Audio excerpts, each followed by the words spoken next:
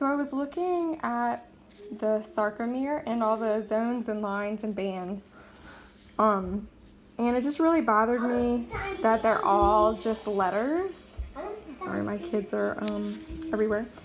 So I decided to do a little bit of research and figure out why they're just letters, because there's got to be a reason.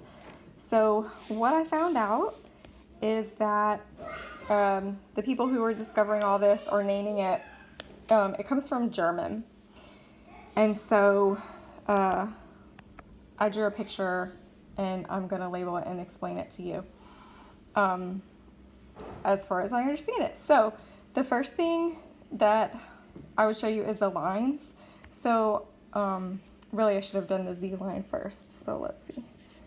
You have two Z lines, but they're really Z discs, which is how they were originally explained in the German, because the word is, I don't speak German, but this is the word Zwischenscheibe. So if you want to look that up, it's EI,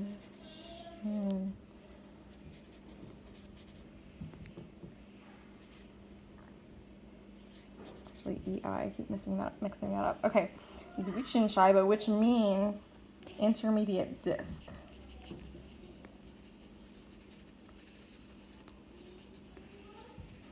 So that's the intermediate disc. So we know the definition of a sarcomere is from one Z line to the next Z line. So this would be your intermediate disc. And remember that this is like three-dimensional. It's the myofibril inside of the, this is one myofibril inside of a muscle cell. And so it's like a cylinder shape of all these little bundles of things. And so it would be a disc. So it's the intermediate disc, but obviously in a cross section, it's going to look like a line. So anyway, so that's that. So then M line, you could just think M for middle, and you could just think Z because it kind of looks like a Z. I guess maybe if you zoom in like way in there on a micrograph, I don't know. Here they show it more of like a Z, but maybe they just did that because they wanted you to remember it. I don't know. So M could be for middle line, but in German it is Mittelscheibe, which means middle disc. So I'll write that here.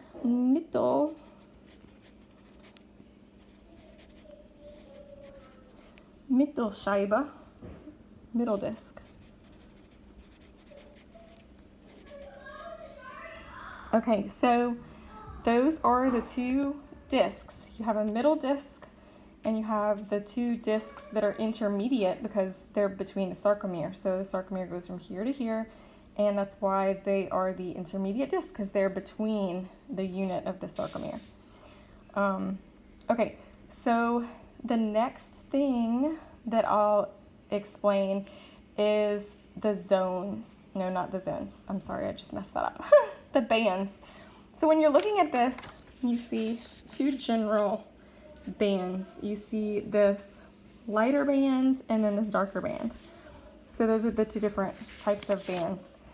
And, but actually their name is more about their function. And I don't know if you can really see the blue. So the blue lines here are my thin, sorry, I'm drawing all over that, the thin actin filaments that are anchored to the Z line.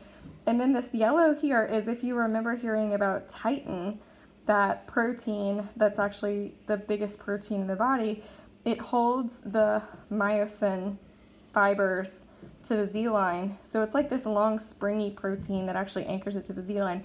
So the myosin is not in the Z line, but it's attached by the titin.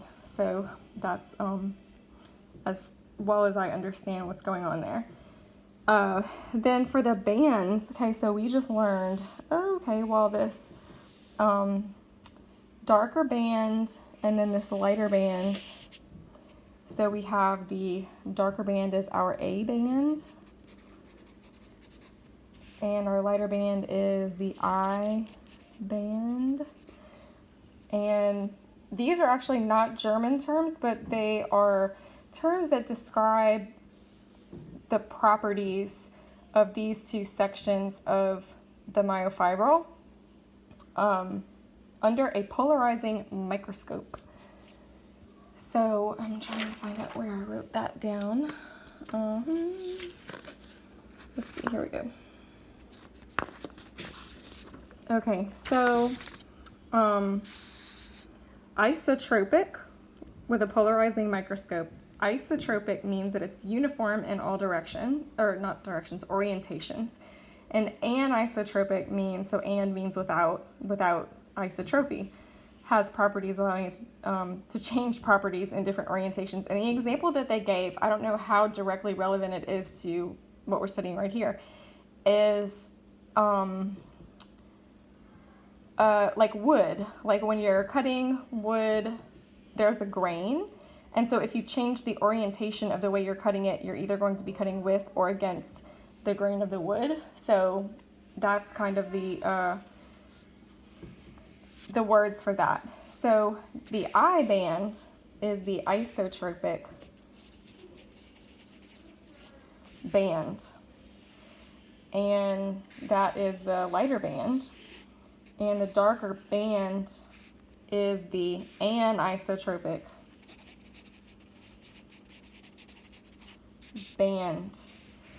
So A band and I band there.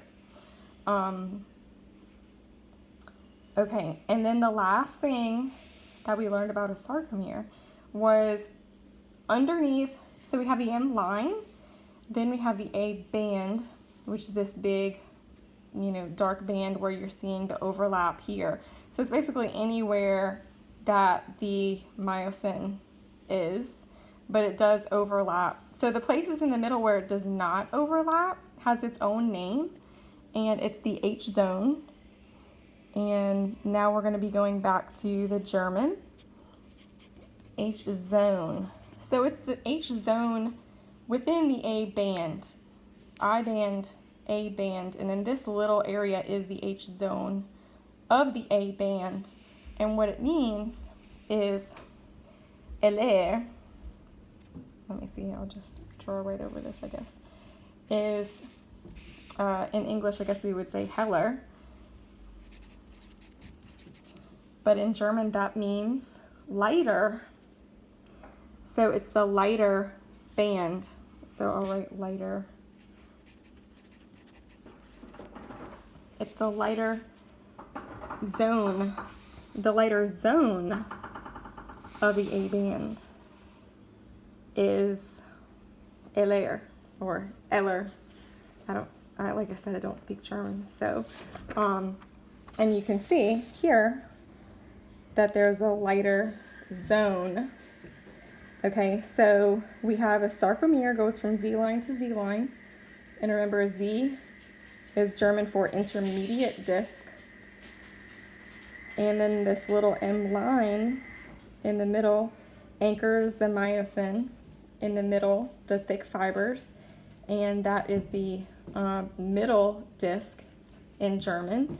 Then we have the bands. The lighter band is the isotropic band, which is I band.